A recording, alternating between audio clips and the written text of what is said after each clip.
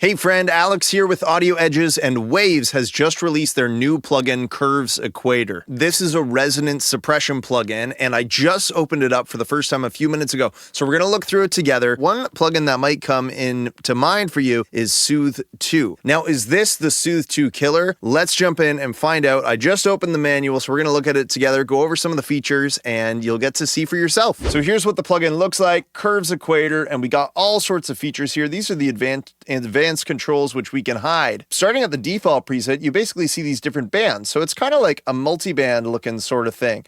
The cool part is you can also hide those and just work with your own kind of nodes. These are called nodes, which you design like this. And you can actually run the nodes with the bands on. You can tweak these.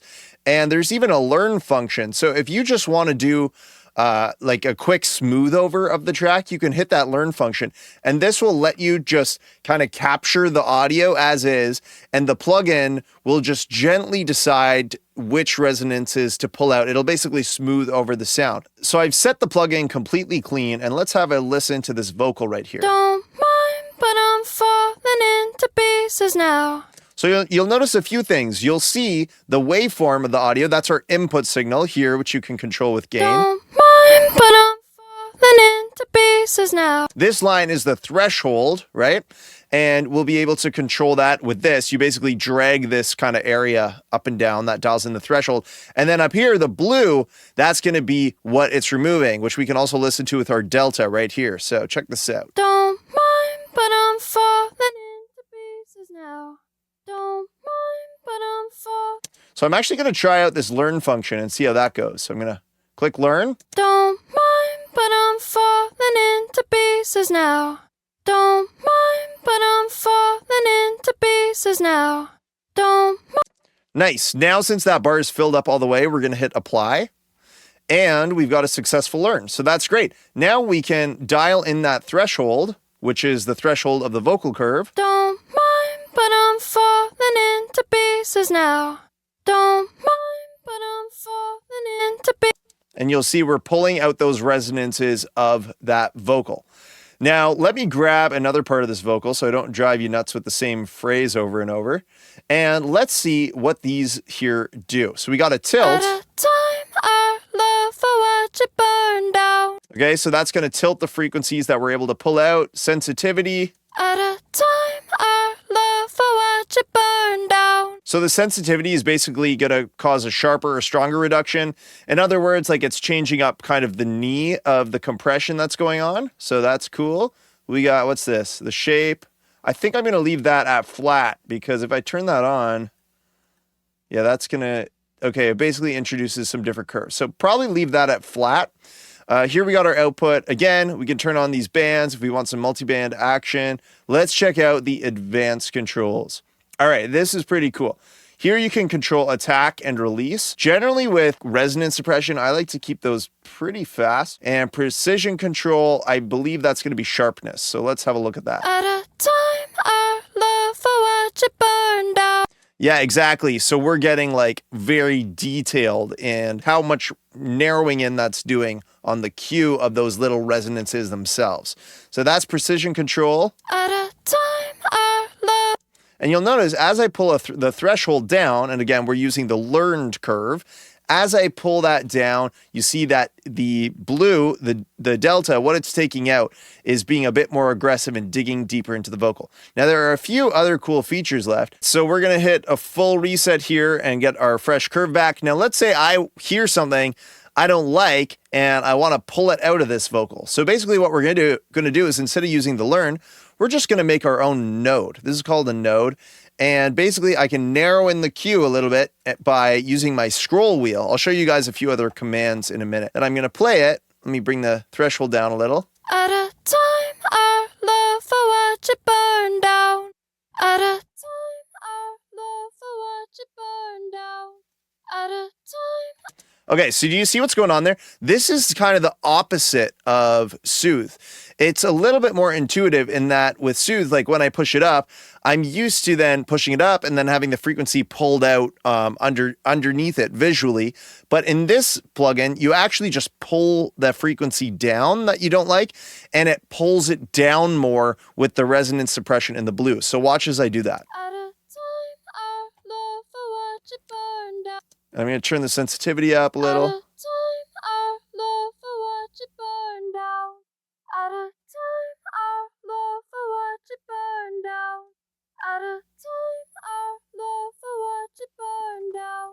All right, really interesting. So you can basically make these nodes like this.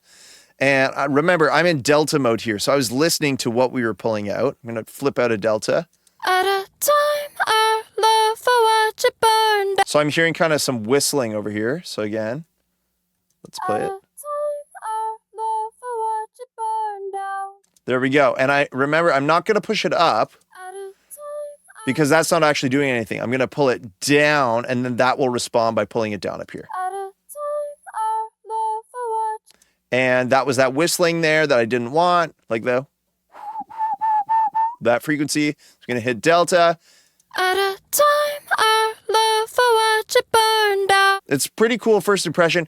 Took me a minute to kind of like get my head wrapped around it and kind of flip out of the Soothe commands and stuff like that. But now that I'm using it, it sounds pretty good to me. And yeah, we got a couple other features here. Auto makeup. So obviously when you're doing gain reduction, this is just going to help it match the input signal on the way out.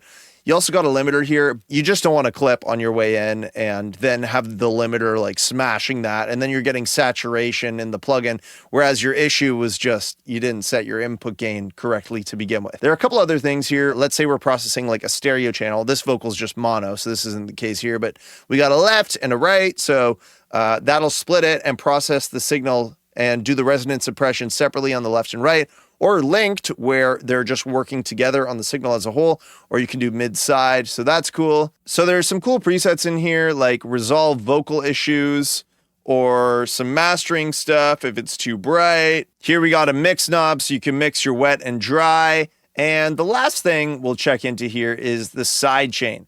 So this is basically going to allow you to have Curve's Equator respond to incoming signal from a different track, so you can kind of make sure those tracks aren't frequency masking each other. So probably the best example I can give here is actually to put Curve's Equator on my instrument bus for this guitar and these drums. So check this out.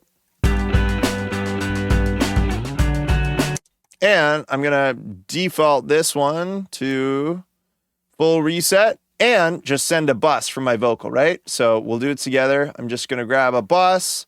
The vocal's mono, so bus 5 is fine. Send out unity gain, opening Curve's Equator on the instrument bus and putting it on bus 5 as the key, as the sidechain there. I'm going to turn this on, and then I'm going to hit learn on this vocal, right? And it's going to play that into this plugin. Don't mind, but I'm falling into pieces now. Don't mind, but I'm falling into pieces now. Don't mind. Okay, so now I've hit apply. Again, you can wait a little longer until those sidebars fill up all the way for the best results. But for the sake of this video, we hit apply. Check out this curve we've got. So this is the inverse of the vocal curve that it would have learned. And what this will do is create the shape of the vocal that could be clashing with frequencies in our instrumentation. So now that we've got the sidechain on, we've got the curve, let's hit play with all the instruments. Don't mind, but I'm falling into pieces now. Nice. So we can see it's pulling some out there. Let's play around with this control. Don't mind, but I'm falling into pieces now. Don't mind, but I'm falling into pieces now. Don't mind, but I'm falling into pieces now. Don't mind, but I'm falling into pieces now. Don't mind, but I'm.